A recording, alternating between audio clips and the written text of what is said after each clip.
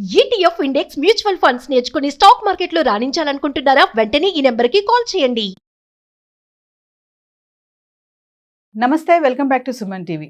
అమెరికాలో మన భారతీయ విద్యార్థుల భవిష్యత్తు ఎలా ఉండబోతుంది, వారి ముందున్న మార్గాలు ఏంటి, మరి ఇప్పుడున్నటువంటి ఇలాంటి వాతావరణంలో అక్కడ యూనివర్సిటీస్ మన వాళ్ళకి ఎలాంటి సపోర్ట్ ఇస్తున్నాయి, చదువుకోవడానికి వెళ్ళిన వాళ్ళు మళ్ళీ తిరిగి వచ్చేయాల్సిందేనా, జాబ్ చేసే ఛాన్స్ ఉంటుందా ఉండదా, మరి దీనిపైన మరింత సమాచారం అందించడానికి ఈరోజు మనతో పాటు స్టూడియోలో ఉన్నారు మేనేజ్మెంట్ కన్సల్టెంట్ సంపత్ సముద్రల గారు.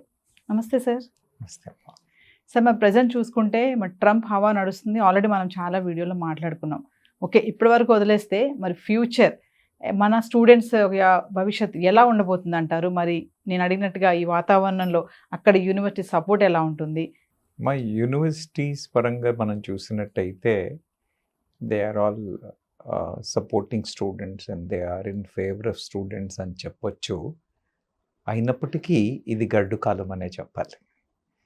Because the administration has made the policies quite stringent, and then ప్రతి ఒక్క ఇంటర్నేషనల్ స్టూడెంట్ అడ్మిషన్ మీద కూడా, ఆ తర్వాత ఈ మరి అంటారు స్టూడెంట్ ఎక్స్చేంజ్ ప్రోగ్రామ్ మీద వెళ్ళిన స్టూడెంట్స్ని కానివ్వండి, వీటన్నింటి వాటి మీద ఉన్న లీగల్ కేసెస్ని కూడా యూనివర్సిటీస్ ఫేస్ చేసి వాళ్ళు తెచ్చిన స్టూడెంట్స్ని డిఫెన్స్ చేసుకోవాల్సిన పరిస్థితుల్లో ఉంది. సో మరి యూనివర్సిటీలు సపోర్ట్ చేస్తున్నాయా అని అంటే సపోర్ట్ చేస్తున్నాయనే చెప్పాలి. కానీ మరి వాతావరణం పిల్లలకి ఎంత కంఫర్టబుల్గా ఉంది అని అంటే మనం ఇంతకు ముందు చూసిన టైంతో చూసినట్టయితే ఇది గడ్డుకాలం అనే చెప్పాలి. అంటే ప్రజెంట్ సార్ ఈ ఇయర్ అడ్మిషన్స్ తీసుకున్న వాళ్ళ పరిస్థితి చూస్తే ఈ ఇయర్ మళ్ళీ అదే నేను గడ్డుకాలం అన్నాను. ఎందుకని అన్నాను అని అంటే, ఇప్పుడు ఫర్ ఎగ్జాంపుల్ మిడ్ జూన్లో వీసా ఇంటర్వ్యూలు సస్పెండ్ అయిపోయాయి. ఆ తర్వాత మీరు ఇప్పుడు వీసా ఇంటర్వ్యూల కన్వర్షన్ రేట్ చూసినట్టయితే రిజెక్షన్ పర్సంటేజ్ హ్యాస్ ఇంక్రీస్డ్ ఫెనామినల్లీ. ఇంతకు ముందులాగా లేవు. ఇంతకు ముందు చాలా క్లియర్గా ఎక్కడ హైదరాబాద్ కౌన్సిలేట్లోనే కానివ్వండి, వేరే సిటీలో ఉన్న కౌన్సిలేట్లోనే కానివ్వండి, ఏవైతే క్లియరెన్సెస్ ఇంతకు ముందు వచ్చాయో ఆ రేట్లో ఇప్పుడు రావట్లేదు. అదే అంటే అడ్మిషన్ కార్డ్ చేతిలో పెట్టుకుని కూడా వీసా వస్తుందా రాదా అన్న డౌట్లో చాలా కన్ఫ్యూజ్డ్ స్టేజ్లో పిల్లలు ఉన్నారు అని చెప్పచ్చు. పోనీ వీసా ఇంటర్వ్యూ వచ్చినా కూడా ఓ డేట్ స్లాట్ వచ్చింది నాకు, నేను I'm going for the interview అని అంటే ఇంతకు ముందు ఎంత కాన్ఫిడెన్స్తో వెళ్ళారో అంత కాన్ఫిడెన్స్గా వెళ్ళడానికి లేదు. Because the scrutiny has become much more stringent, questioning has become much more stringent, and the percentage of rejection చూసినట్టయితే కూడా చాలా ఎక్కువగానే ఉందని చెప్పచ్చు. సో ప్రజెంట్ చూసుకుంటే మరి అక్కడ ఉన్న వాళ్ళ పరిస్థితే కానీ, మరి వెళ్ళాలనుకునే వాళ్ళ పరిస్థితి కానీ మరి ఈ టైంలో ఎలా ఉంటుంది అంటే, ఇప్పుడు నేనేమన్నానంటే వీసా ఇంటర్వ్యూస్కి వెళ్తున్న క్యాండిడేట్స్ ఎవరైతే ఉన్నారో వాళ్ళ స్క్రూటినీ అనేది చాలా టఫ్ అయింది అని అన్నాను. 10/9/49 అనే ప్రొక్లమేషన్ ఇంటర్నల్ సెక్యూరిటీ కోసం అని ఏదైతే ట్రంప్ గవర్నమెంట్ అంటుందో, వాళ్ళు స్టూడెంట్స్ని వాళ్ళ సోషల్ మీడియాని పబ్లిక్ చేయాలంటున్నారు. సచ్ దాట్ అవసరం పడితే వాళ్ళ సోషల్ మీడియా కంప్లీట్గా స్క్రూటినీ చేసి యూఎస్కి అగెన్స్ట్గా ఏమైనా ఉన్నాయా, వాళ్ళ పరిస్థితి ఏంటి అని స్టడీ చేసుకోవాల్సినంత scope. So it is becoming much more difficult for people to prove the clean and things. Documentation సరిగ్గా ఉండడం, ఏదో చిన్న మైనర్ ఇష్యూస్ కూడా ఉండకుండా చూసుకోవడం, ఇవన్నీ ఇప్పుడు వెళుతున్న లేదా వెళ్ళాలనుకుంటున్న పిల్లలకున్న కండిషన్.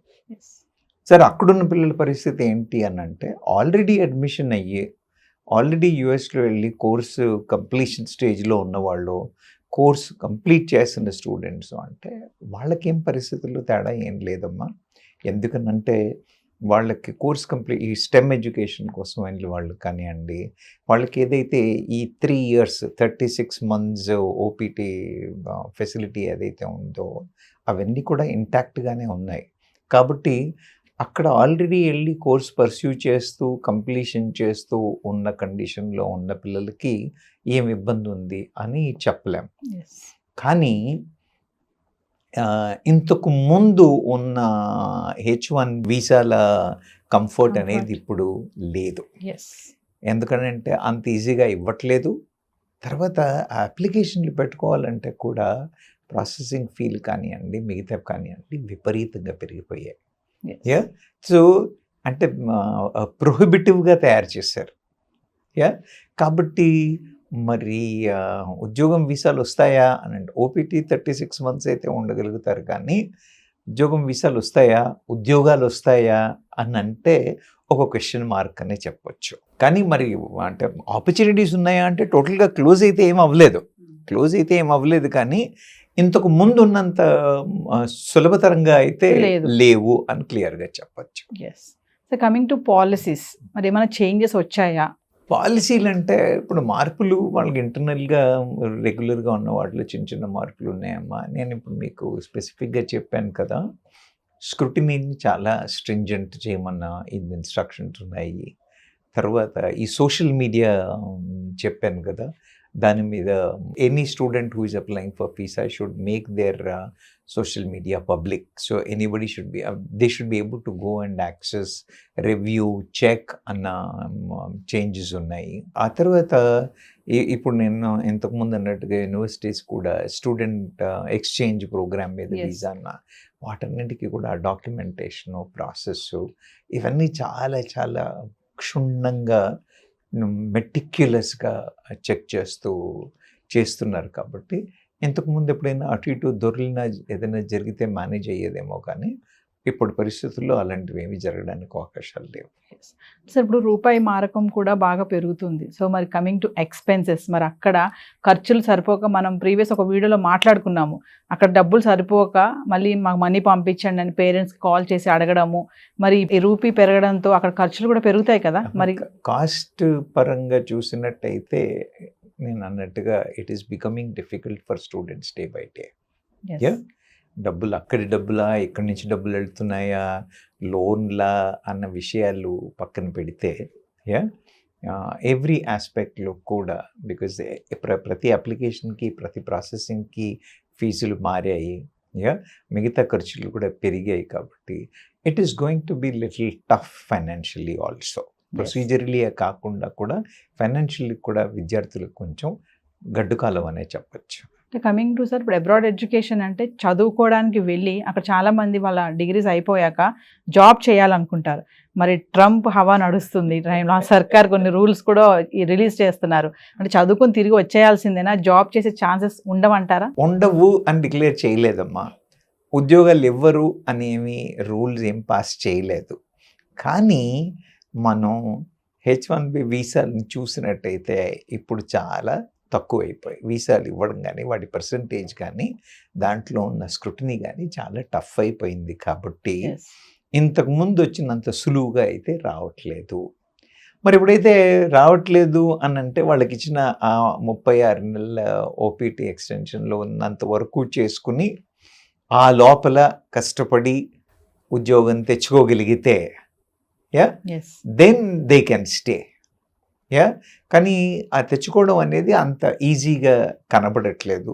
కాబట్టి 36 months తర్వాత రిటర్న్ రావాల్సి వస్తుందా అని అంటే రావాల్సి వచ్చే పరిస్థితులు కూడా చాలానే కనిపిస్తున్నాయి. అందరికీ కాకపోయినా మెజారిటీ ఆఫ్ ద పిల్లలకి రావాల్సిన పరిస్థితులే ఉన్నాయి. కాబట్టి వెళ్ళేప్పుడే నేను చదువుకోవడానికి వెళ్తున్నాను అన్న ఉద్దేశంతో వెళ్తే బెటర్ ఏమో. లేదా ఇప్పుడు ఉన్న పిల్లలు కూడా we will complete our education, chance ఉంటే okay, if I get I'm fine, otherwise I'm willing to come back to India అన్న దాంతో వెళ్ళారనుకోండి, అప్పుడు స్ట్రెస్ ఉండదు. కానీ ఇవాళ ఉన్న పరిస్థితుల్లో చూసినట్టయితే లేదు నేను అక్కడ ఉండడానికని వెళ్తున్నాను అన్న మైండ్ సెట్తో వెళ్ళిన పిల్లలు కానీ, ఆ మైండ్ సెట్తో పంపించిన పేరెంట్స్ కానీ ఉన్నట్టయితే మాత్రం వాళ్ళకి విపరీతమైన స్ట్రెస్ అవుతుంది అని చెప్పచ్చు. సార్ ఒక విషయం చెప్పండి, స్మార్ట్ అండ్ స్కిల్ ఉంటేనే సర్వైవ్ అవుతారు అక్కడ ప్రెసెంట్ అని అంటే ఏం చెప్తారు? స్మార్ట్ అండ్ స్కిల్ ఉంటేనే అనేది అక్కడే కాదు ఎక్కడైనా అంతే. అర్థమైందా? మీరు ఇప్పుడు మన దగ్గరికి వచ్చిన తర్వాత కూడా ఎంతమంది engineering graduates are they employable, they are not employable అని అంటున్నాం మనం, అవునా? మరి ఏ దేశంలో అయినా కూడా వాళ్ళ దేశస్తుల్ని కాకుండా మన వాళ్ళని రిక్రూట్ చేసుకోవాలి అని అంటే మన వాడు కొంత తెలివితేటలు ఎక్కువ ఉండడం, కొంత స్కిల్ ఎక్కువ ఉండడం, వాళ్ళ ఎకానమీకి కాంట్రిబ్యూట్ చేయడం అన్న పరిస్థితులు అయితే ఉండాలి కదా. కాబట్టి అది ఇవాళ ఈ రోజుల పరిస్థితుల్లో అని కాదు, అది ఎప్పటికీ వర్తించేదే. Smart and skillful people only will be able to do it. STEM ఎడ్యుకేషన్కి ఇంకా అక్కడ ఆపర్చునిటీస్ ఉన్నాయి కాబట్టి సరిగా చదువుకుని సరిగ్గా ఉన్నవాళ్ళు ఒకటి. రెండవది వీసా ప్రాసెసింగ్లో వీసా ఇంటర్వ్యూలో చాలా చాకచక్యంగా దాన్ని ఫేస్ చేసి చేయగలిగిన వాళ్ళు, H1Bలు తెచ్చుకోగలిగిన వాళ్ళు, these are all the people who are going to survive. ఈ ఏ స్టెప్లో ఎక్కడ కొంచెం ఇబ్బంది అయినా కూడా it is going to be a difficult thing. So మళ్ళీ ట్రంప్ సర్కార్ ఒక నోటీస్ అయితే ఇచ్చింది రీసెంట్గా, ఏంటంటే F1 స్టూడెంట్ వీసా ఇంటర్వ్యూస్ మళ్ళీ స్లాట్ ఓపెన్ చేస్తున్నాము, మీరు రిజిస్టర్ చేసుకోవచ్చు, కాకపోతే ఏంటంటే సోషల్ మీడియా ఏదైతే ఉంటుందో దాన్ని అన్లాక్ చేసి పెట్టుకోవాలి, మేము చెక్ చేస్తాం ఖచ్చితంగా, ఎవరైతే అన్లాక్ చేయలేదో వాళ్ళది అప్లికేషన్ రిజెక్ట్ అవుద్దని చెప్తున్నారు. మరి రిలీజ్ చేయడం ఎందుకు, ఇలాంటి ఆప్షన్స్ పెట్టడము అంటే కదమ్మా, వాళ్ళు ఏం చెప్తున్నారంటే సెక్యూరిటీ రీజన్స్ అని. వాళ్ళు కూడా ఏమంటున్నారంటే, ఇప్పుడు నేను చెప్పాను కదా మీ సోషల్ మీడియా పబ్లిక్ చేయాల్సి ఉంటుంది అని అన్నారు. Such that the visa officers or the concerned officers of US, if they want to investigate or look into, go do the scrutiny, what kind of people, ఎలాంటి కమ్యూనికేషన్ అవుతుంది అని check చేయడానికి. కాబట్టి ఆ విషయంలో ఏమంటే కొంత ప్రాసెస్ టఫ్ అయింది అని మనం కంగారు పడాల్సిందే తప్పితే, మన స్టూడెంట్స్ వెళ్ళాలనుకున్న వాళ్ళు సోషల్ మీడియా ఓపెన్ చేయడం వల్ల వాళ్ళకి కలిగే నష్టం ఏముంది? ది ఓన్లీ థింగ్ ఈజ్ ఇవన్నీ ఇంకో 2 స్టెప్పులు ఎక్కువయ్యాయి, ఇంకో కాంప్లికేషన్ ప్రాసెస్ ఎక్కువైంది అన్న కంగారే తప్పితే, మన వీసా రిజెక్షన్కి ఆర్ వీసా యాక్సెప్టెన్స్కి మన సోషల్ మీడియాకి పెద్ద ఇదేమీ ఉండదు. So with that what they are trying to avoid illegal guys or wrong guys entering in to their country. కాబట్టి అదేం పెద్ద ఛాలెంజ్ అవ్వకపోవచ్చు, కానీ ద ఓవరాల్గా యాక్సెప్టెన్సెస్ పర్సంటేజ్ ఏదైతే ఉందో దాని వాల్యూ కొంత నంబర్స్ తగ్గింది, కాబట్టి that is the area of concern. ఒకవేళ వీసా కన్ఫర్మ్ అయినా కూడా ఇచ్చేసాక కూడా మేము ఎప్పటికప్పుడు మిమ్మల్ని అలర్ట్ చేస్తూ ఉంటాం, సెర్చ్ చేస్తూ ఉంటాం అని కూడా ఒక నోటీస్ ఇస్తున్నారు సార్. అవునమ్మా. ఎందుకు సార్? అంటే అలా ఎందుకు? అంటే అట్లే కాదు, ఇప్పుడు ఓపెన్ అని చెప్పారు, కానీ ఇప్పుడు వాళ్ళు స్క్రూటినీ చేస్తారు చెయ్యరు, వీసా ఇచ్చేసారు. స్టూడెంట్ వెళ్ళిన తర్వాత ఎప్పుడో ఏదో అవకాశాల మీద they do an investigation. If they find it something wrong అన్న ఉద్దేశం. క్లీన్గా ఉన్నవాడికి ఇప్పుడు చెక్ చేస్తే 4 రోజుల తర్వాత చెక్ చేస్తే ఇట్స్ ఓన్లీ ఎ ప్రెషర్. అర్థమైందా? మన ఊరికే డుక్ అంటూ ఉంటుంది, ఏంటి ఎప్పుడు ఏమవుతుందో అనే తప్పితే, క్లీన్గా ఉన్నవాడికి ఇవాళ చెక్ చేస్తే 6 నెలల తర్వాత చెక్ చేస్తే, so that's not going to have any impact. I don't think student should be worried about that may not be a concern area. దాని గురించి వాళ్ళంత కంగారు పడాల్సిన అవసరం కూడా ఏం లేదనుకుంటారు. అంటే ఫ్యూచర్లో సార్, ఇప్పుడు అబ్రాడ్ ఎడ్యుకేషన్కి వెళ్ళాలనుకున్న వాళ్ళు మామూలుగా పేరెంట్స్ అంటారు కదా, లోన్స్ తీసుకుని పంపిస్తారు, అక్కడికి వెళ్ళాక మీరు జాబ్ చేసుకుంటే ఆ లోన్ క్లియర్ చేయాలంటారు. ఒకవేళ ఫ్యూచర్లో ఓన్లీ చదువుకోవడానికి రావాలి, ఇక్కడికి జాబ్ చేసే ఛాన్సెస్ లేవు అని అంటే మరి ఎలా ఫినాన్షియల్గా వాళ్ళు ఎలా మేనేజ్ చేసుకుంటారు? ఇప్పటికీ కూడా నేనేమంటున్నాను, వాళ్ళు మేము ఉద్యోగాలు ఇస్తాను రండి అని అనట్లేదు, ఇప్పుడు కూడా అనట్లేదు వాళ్ళు. ఓకే, ఇప్పుడు వెళ్ళిన స్టూడెంట్స్ అందరూ కూడా అక్కడ సెటిల్ అయిపోతారన్న నమ్మకం లేదు, వాళ్ళకి H1B వస్తుంది అన్న గ్యారంటీ లేదు. కాబట్టి నేనేమన్నాను, కోర్స్ కంప్లీట్ చేసిన తర్వాత వాళ్ళకి ఇచ్చిన 36 నెలల ఓపీటీ టైంలో ఉద్యోగం దొరికితే దొరికినట్టు, లేదా they have to come back. అంటే సార్ మరి లోన్ తీసుకుని వెళ్ళారు అని అంటే, లోన్ తీసుకుని వెళ్తే అమ్మా అక్కడి నుంచి సంపాదించి లోన్ కడతాము అని అనుకుని వెళ్ళిన వాళ్ళకి మాత్రం ఇది ఒక విపరీతమైన డిఫికల్ట్ సిచ్యువేషన్ అని చెప్పాలి. అక్కడ చదువుకొని వచ్చాడు, ఇక్కడికి వచ్చి he will make employment, he will repay అన్నప్పుడు టెన్షన్ ఉండదు. You understand my point. కానీ అక్కడ సంపాదించి అక్కడ పే చేస్తాడు, కొంత ఎక్కువ ఇన్కమ్ ఉంటుంది, సో త్వరగా క్లియర్ చేసేసుకుంటారు అని అనుకున్నారు చూసారా, అవి ఇంకా వచ్చే రోజుల్లో కాదు, ఇప్పుడే it has become difficult now. yes, It has become already that వాళ్ళకి వాట్ యు కాల్ H1B రాలేదు అని అంటే రిటర్న్ రావాల్సిందే. ఇప్పుడు ఆల్రెడీ కంప్లీట్ చేసి ఈ ఓపీటీలో ఉన్న పిల్లలందరికీ కూడా if they don't make by the end of their 36 months time, if they don't get employment they have to come back. They have to come back. There is no other go. ఈ లోపల వాళ్ళ ఎందుకంటే ఈ lottery సిస్టమే కానివ్వండి, percentage కానివ్వండి, number of H1Bలు ఇవ్వడం కానివ్వండి, పూర్తిగా మారిపోయింది. yes, కాబట్టి the situation is looking bleak. అలాంటప్పుడు విపరీతమైన లోన్ చేసి ధైర్యంగా వెళ్ళడము అనేది మాత్రం కొంత రిస్కీ అనే చెప్పచ్చు. yes. So coming to artificial intelligence, Trump అంతా ఎఫెక్ట్ అంతా ఒక వ్యక్తి అయితే ఇప్పుడు ఆర్టిఫిషియల్ ఇంటెలిజెన్సీ వల్ల కూడా అక్కడ వాళ్ళని తిరిగి పంపించేస్తున్నారు, జాబ్స్ పోతున్నాయని చెప్పి కూడా ఒక టాక్ అయితే నడుస్తుంది. ఇంతకుముందు మీరు నన్ను అడిగారు స్మార్ట్ స్కిల్ ఉన్న వాళ్ళకే పనికి వస్తుందా అని. అంతే అమ్మా, ఏఐ వచ్చినా అని నేను చెప్పాను, బేసిక్ వర్క్ చేస్తాం అని అనుకున్న వాళ్ళకి ఏఐ రిప్లేస్మెంట్ చేసింది. ఇంటెలిజెంట్గా, స్మార్ట్గా, క్రియేటివ్ వర్క్ చేసేవాళ్ళు, క్రియేటివ్ ఐడియాస్ చేసేవాళ్ళు, ఏఐని డామినేట్ చేసేవాళ్ళు, ఏఐని డామినేట్ చేసేవాళ్ళు ఖచ్చితంగా దానికి ఏమి ఏఐ పెద్ద ఇన్ఫ్లుయెన్స్ ఏమీ ఉండకపోవచ్చు. yes, కానీ మేము ఉండడమే బేసిక్ లెవెల్లో ఉన్నాము, we will be keep handling only basic level of things అని అనుకుంటే మాత్రం ఏ అక్కడే కదమ్మా, ఇక్కడ కూడా ఉద్యోగాలు పీకేస్తా అంతే. You understand my Yes. Point. World across it is coming into a place. కాబట్టి ఆ దిశలో చూసినట్టయితే పిల్లలు ఇంకా జాగ్రత్తగా ఉండాలి. They have to pick up the skills much better. Yes sir. Why పేరెంట్సే కానీ పిల్లలే కానీ అబ్రాడ్ ఎడ్యుకేషన్ అనగానే వై యుఎస్ఏ ఎందుకు చూస్ చేసుకుంటారు? ఇంకా చాలా ఉన్నాయి కదా, జర్మనీ, కెనడా, ఆస్ట్రేలియా ఇన్ని ఉన్నాయి కదా, ఎందుకు యుఎస్ఏనే? ఇప్పుడు మీరు నన్ను అడిగినట్టయితే నేను చెప్తానమ్మా, యుఎస్ చూడడం మానేసి ఈ కంట్రీస్ని చూడడం బెటర్. ఎందుకు మరి యుఎస్ని చూస్తున్నారు అని అంటే 2 రీజన్స్. పెద్ద కంట్రీ, ఆపర్చునిటీస్ ఎక్కువ ఉన్నాయి, మన భాష కాకుండా నెక్స్ట్ భాష ఇంగ్లీష్, ఎస్, హ్యాపీగా కన్వీనియంట్గా చేసుకోవచ్చు. మీరు జపాన్కి వెళ్ళాలంటే జపనీస్ రావాలి, చైనాకి వెళ్ళాలంటే చైనా కావాలి, మీరు జర్మనీకి వెళ్ళాలంటే జర్మన్ రావాలి. You understand? ఎస్, మీరు యూరోపియన్ కంట్రీస్కి వెళ్ళాలి అని అంటే you need to have the language adaptation. అదొక డిఫికల్ట్ సిచ్యువేషన్. అవునా? అప్పటికీ కొందరు పిల్లలు they are trying to pick up the language and go, కానీ language is one of the major challenges అని చెప్పచ్చు. Otherwise US looks lucrative, easy, comfortable.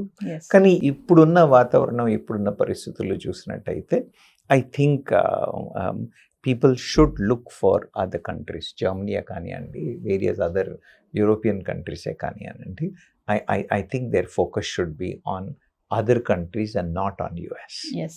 So మరి Trump ఉన్నటువంటి ఈ టర్మ్లో ఇంకొంచెం ముందుకు వెళ్తే మన స్టూడెంట్స్ ఎదుర్కొనే ఛాలెంజెస్ ఇంకేమన్నా రావచ్చు అంటారా? అమ్మాయి అంటే ఛాలెంజెస్ ఏమీ లేవు. ఒకటి ఏముంది, యూనివర్సిటీస్లో ఏం చేశారు అని అంటే, ఇంతకుముందు మనం ఎప్పుడు పంపించిన ప్రీమియం యూనివర్సిటీ కావాలి, టాప్ యూనివర్సిటీ కావాలి అని అన్నారు. వాళ్ళకి ఇచ్చే వీసాల కంటే 15% కంటే తక్కువ ఇంటర్నేషనల్ స్టూడెంట్స్ ఉన్న క్యాంపసెస్ ఏవైతే ఉన్నాయో ఆ క్యాంపసెస్ ఆఫ్ అడ్మిషన్ లెటర్ పట్టుకుని ఉన్న వాళ్ళకి వీసాలు ఇస్తున్నారు. So they are encouraging for their universities which are not performing better. అలాంటి స్టూడెంట్స్కి వీసాలు ఇస్తున్నారు. కానీ టాప్ పెర్ఫార్మింగ్ యూనివర్సిటీస్ ఏవైతే ఉన్నాయో, మన పిల్లలు వెళ్ళాలనుకున్న యూనివర్సిటీస్ ఏవైతే ఉన్నాయో వాటికి వీసాలు ఈజీగా ఇవ్వట్లేదు. అందుకని choice of university going to be a big challenge for the students. So choice of university, visa process, then getting a good opportunities in OPT, then while being in the OPT time getting an employment and having a H1B visa coming in. These are all the aspects what the current student should take care. Yes. So finally మనం అనుకున్నట్టుగా అంటే మీ వెళ్ళాలనుకున్న వాళ్ళకి కొంచెం కన్ఫ్యూజన్లోనే ఉంటున్నారు. Present అక్కడ అలా ఉంది కాబట్టి సిచ్యువేషన్ ఇప్పుడు వెళ్తే కరెక్ట్ కాదేమో అని అలా ఉన్నారు కొంతమంది. ఏదేమైనా అక్కడికి వెళ్ళిపోదాం, అక్కడికి వెళ్ళాక జరిగే సర్కమ్స్టాన్సెస్కి మనము చూసుకుందాం అనుకునే వాళ్ళు కొంతమంది ఉన్నారు. సో ఫైనల్గా మీరు ఏం చెప్తారు? అలాంటి వాళ్ళని హ్యాపీగా టికెట్ చించి పడేసి ఆ ఉద్దేశం మానుకోమని చెప్తున్నాను. You understand my point? Yes, ఏమో why do you want to make your life uncertain? Yeah, why do you want to take, see, you take risky where you can fight. Yes, You understand? You don't take a risk where you don't have strength, where you can't fight. అది Trump గారి decision మీద ఆధారపడి ఉంటుంది నా career అనుకొని వెళ్ళడం తప్పు కదా. ఏదైతే అది అవుతుంది అనుకొని వెళ్ళడం తప్పు. నా కేపబిలిటీస్ ఉన్నాయి. I can go, I can fight, I will get visa, I will get H1B, I will be able to do it అన్న నమ్మకం ఉండి ఆ కేపబిలిటీస్ ఉన్నవాళ్ళైతే వెళ్ళడంలో తప్పు లేదు, రిస్క్ తీసుకోవడంలో తప్పు లేదు. కానీ ఆ గ్యారంటీ లేకుండా ఆ నమ్మకం లేని పిల్లలైతే అనవసరంగా they are losing their prime years. Yes, అవునా కదా? కనీసం 4-5 ఏళ్ళు టోటల్గా డిస్టర్బ్ అయిపోతుంది. Their career gets disturbed. Ideally, I would suggest if you don't have that kind of a comfort, please అటువైపు చూడమాకండి. Yes. వేరే కంట్రీస్ ఉన్నాయి చూడండి. Yeah, explore various other options. ఎందుకు మన దేశంలోనే మంచి ఆపర్చునిటీస్ ఉన్నాయి. Yes, yeah, explore the various opportunities available in this country. Why do you want to run around? Yes. Coming to పేరెంట్స్కి అడ్వైస్ ఏం చేస్తారు సార్? ఇప్పుడు డబ్బులు ఉన్న వాళ్ళు మంచిగా ఉంటారు, లేని వాళ్ళు అప్పులు చేసి కూడా పంపిస్తున్నారు అనుకోండి. అంటే ఏదేమైనా నువ్వు అక్కడికి వెళ్ళాలి, అక్కడ చదువుకోవాలి, అబ్రాడ్ ఎడ్యుకేషన్, మంచి జాబ్ వస్తుంది, నీ లైఫ్ బాగుంటుంది, నువ్వు సెట్ అయిపోతావు అనే పేరెంట్స్ చాలా మందే ఉన్నారు, డబ్బులు ఉన్నా లేకపోయినా కూడా. వాళ్ళకి మీరు ఏం సజెస్ట్ ఇది చేస్తారు? పేరెంట్స్దే ప్రాబ్లం అమ్మా. పిల్లలు వాళ్ళ నేనేమన్నానంటే, పిల్లవాడు తెలిసి తెలియక, అమ్మాయి ఎవరైనా తెలిసి తెలియక రిస్క్ తీసుకుంటోంది అని అంటే వాళ్ళకి సరి అయిన గైడెన్స్ ఇచ్చి డైరెక్షన్ ఇవ్వాల్సిన బాధ్యత పేరెంట్స్ది. ఎస్, అలాంటిది వాళ్ళని తప్పుదారి పట్టించి వాళ్ళే ఒక ఏమంటారు సోషల్ దీంట్లో వచ్చేసి ప్రెషర్లోకి వచ్చేసి పంపించాలని వాళ్ళ పిల్లలు వాళ్ళ కెరీర్ మీద స్ట్రెస్ పెట్టి పిల్లల మీదే స్ట్రెస్ పెట్టి అవసరం అంటారా ఇది? Yeah, ideally I suggest parents should not talk about. మన పిల్లలు మనల్ని వదిలి వెళ్ళకూడదు. ఒకసారి బయటికి వెళ్ళినవాడు వస్తాడన్న నమ్మకం కూడా లేని లేదు. పరిస్థితిలో Yes. అలాంటిది ఇంత కన్ఫ్యూజింగ్ స్టేజ్లో పిల్లల్ని పంపించి వాళ్ళు అక్కడ స్ట్రెస్లో మనం ఇక్కడ స్ట్రెస్లో, యా, ఎంతవరకు సబబు? యా, ఐడియలీ సజెస్ట్ దట్ 100% కాన్ఫిడెంట్గా అన్ని స్టెప్స్లో అలా ఉన్నారు అన్న పిల్లలు తప్పితే, యా, ఏమాత్రం మీడియోకర్గా ఉన్నా ఏమాత్రం డౌట్ఫుల్గా ఉన్నా పేరెంట్స్ వాళ్ళని పంపించొద్దు, వాళ్ళని ఎంకరేజ్ చేయకూడదు. మీరు అన్నట్టుగా they can explore Europe, they can explore the other countries, or they can explore the other different careers in India itself. Yeah, పేరెంట్స్కి అయితే నా ఉద్దేశం, please don't influence them to go. Yes. Please resist from influencing them to go అని చెప్తాను. Yes. Thank you sir. Thank you.